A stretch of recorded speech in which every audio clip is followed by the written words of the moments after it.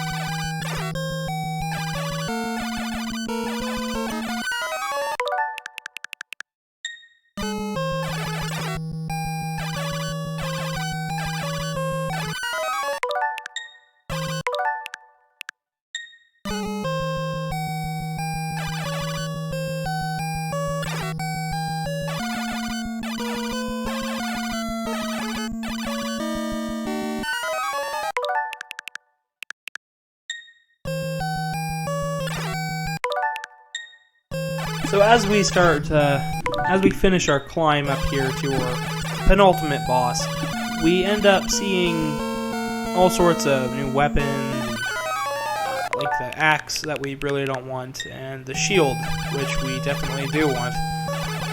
As we get up here, there are 2 red armors, and you notice my time in the top corner. This started to give me troubles, especially on this version of the game, because as it happens, when your time is up, they don't send something on the screen to kill you, so you have a little bit more time to finish the stage. It just kills you. That's just it. You're done. So these 2 bosses end up ganging up on me, and it takes absolutely forever for me to figure out how to kill them. And there are a couple times here where I kill them at the right time, just as it hits 0. So I die and have to restart. So I have to go back and try to do it faster.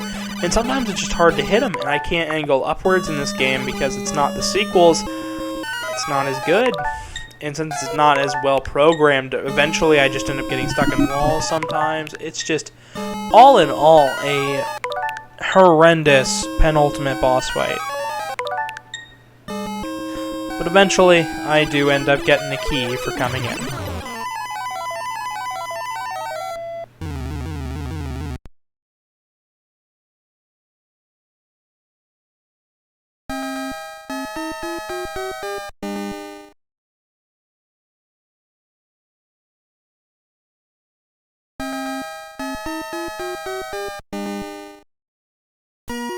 So this boss fight is a lot more like a Street Fighter 2 fight than anything, and I'll get more into this when we do the second run through, which is about to come up.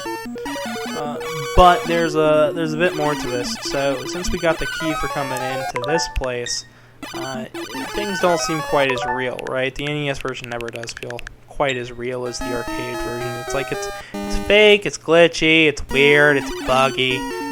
You know, I think Arthur's seen through it too.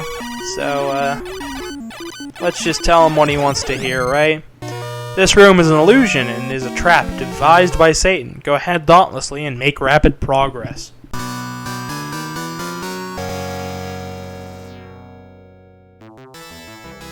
I'd like to take this time to give a huge shout out. The version of the game that I'm playing here is Capcom Arcade Stadium, recently released. Good version, good port. I must say, the version of the game that you're gonna want to play is this version, without a doubt. With so many speed up, slow down options for the game, multiple save states, and also having other games packaged with it, just makes it worth it, makes it worthwhile. But I gotta say, this game's not very, this game is just super hard for the point of eating quarters. And I'm not one to give in to that, but I do enjoy a good quarter muncher from time to time. So that's what I did. I sat down and I played this game. The red armor is here in this version too. Right where it wants you. This is, of course, the second pass of the game. I recorded only the second half for this part, and I recorded the first half on the NES. So, the arcade version is the version you should probably be playing. I can't even say this. I can't even say the first. I can't even say the NES version is good because it's really not. And what's different about this version? Well, there's more enemies. They're more aggressive. That's about it, though. It's just harder. You're given a very short-range weapon, but the weapon deflects projectiles, so it is undoubtedly useful.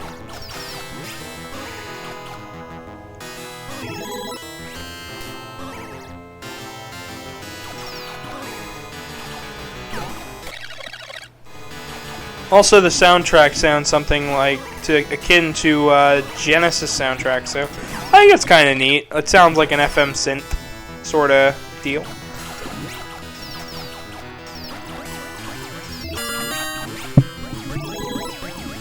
I'd like to go into the stage 2, run 2, with a little theory I've always had. So, it occurred to me Capcom has 2 series devoted to demon hunting, demon slaying, demons coming out of walls, demons coming out of holes, demons appearing, and heroes that go and stop demons, whether as demons or with a demon's help or demon's tools. So, I'd like to suggest a theory that Ghosts and Goblins is the distant past and a very kidified version of maybe a Devil May Cry-esque Ghosts and Goblins. I have a feeling that possibly Ghosts and Goblins may be linked to Devil May Cry. And you might be saying right now to your screens, what a ludicrous idea. But I ask you to bear with me. It'd have to be hundreds of years later that Devil May Cry takes place.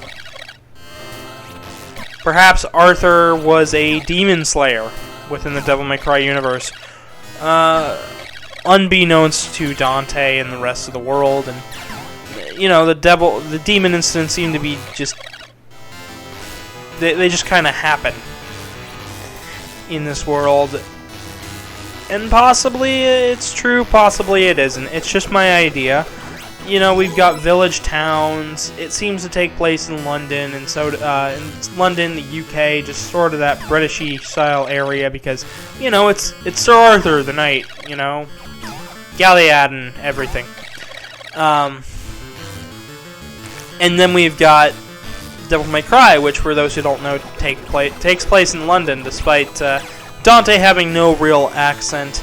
Even the remake take place in the UK. It's just sort of my idea. It's been bouncing around my head for a while now that this game and Devil May Cry are linked because of setting, location, demons, fighting demons. And yeah, you don't fight them the same way, but you know, Arthur isn't as daring or flashy as Dante. So possibly it's all linked together. Possibly it's all just one giant loop, one giant link. I honestly don't know for sure, but you know, it could be.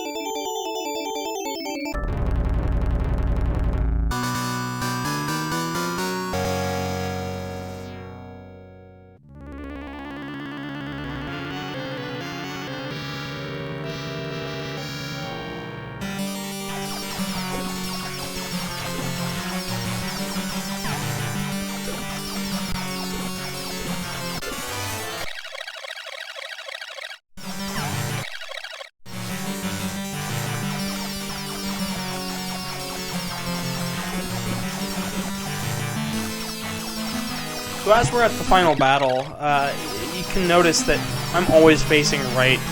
I feel like if I was to flip around and somehow get behind Astaroth, we'd both flip, just because that's the way it's designed. It's like an early version of Street Fighter 2's mechanics.